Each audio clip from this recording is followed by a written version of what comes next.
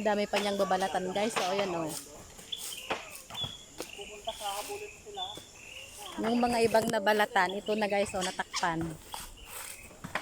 Mamaya kukunin na yan, tinakpan para kung hindi mahakot, dyan na siya. Bukas na yan kukunin.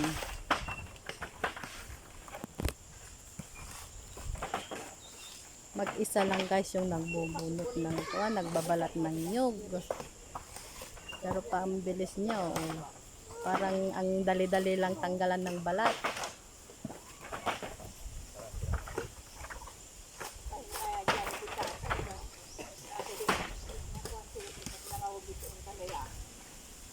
Pagod na rin itong Carabao. Kawawa man. Kaninang umaga pa yan naghahakot.